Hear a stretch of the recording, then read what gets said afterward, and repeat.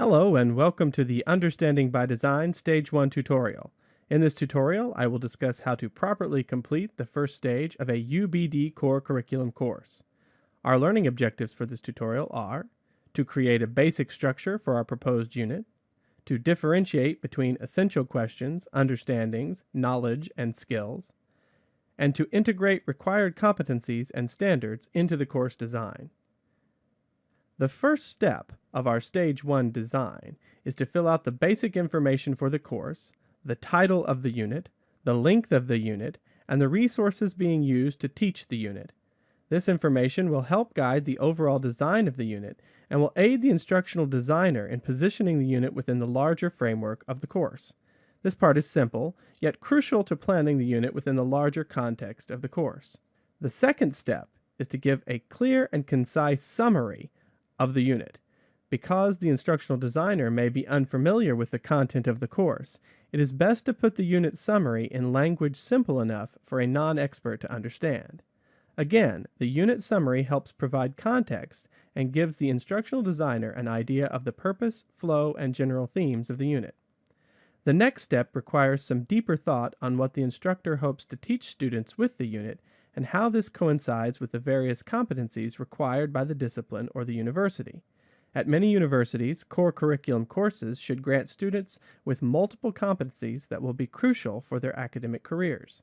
Further, many disciplines have core curriculum competencies that can help guide the learning objectives of the courses. In this example, for a core curriculum history course, the competencies come from both the university's adoption of the Higher Learning Commission competencies and the American Historical Association's suggested universal competencies for core curriculum courses.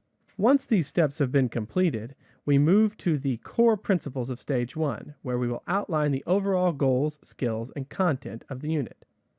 The first part of this section, called Transfer, asks the designer to list the long-term objectives that he or she hopes to have when teaching this unit. Transfer refers to the use of knowledge and skills learned in the unit by students independently and in unfamiliar situations. In this case, the transfer goals often sync up with the competencies. For example, this unit has the goal of providing students with the ability to read any source material, analyze the sources for bias, and identify the author's intent and argument. Similarly, the unit also hopes that students will learn how to compare causes and effects in history and relate this to current events. Both of these items are transfer goals because they are not directly related to the content learned in the unit, and asks the student to independently apply what they learned in the future outside of the classroom. The next step in Stage 1 is to describe the key meaning of the unit by generating the essential questions and understandings that the instructor hopes to relate to the students. Essential questions are best thought of as key points of inquiry that frame the unit.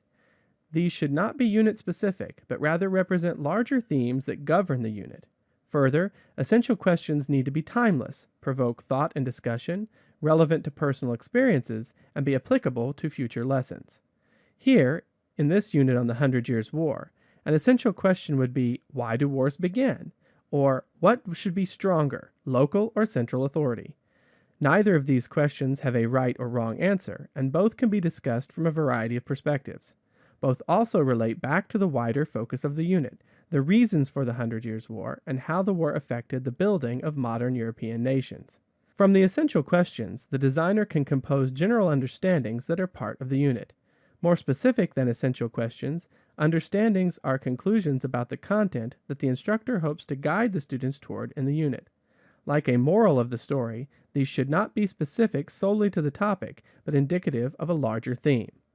As an example, this unit's goal is to have the students understand that people fight wars for a variety of reasons other than the simple conquest of territory.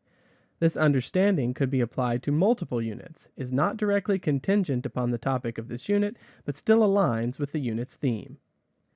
In the final section of Stage 1, the designer will now list the more content-related elements of the unit. The knowledge section is the place where key parts of the content should be noted. This does not need to be highly technical, but rather should be put into simple sentences that highlight the crucial bits of information that the unit hopes to confer to the students.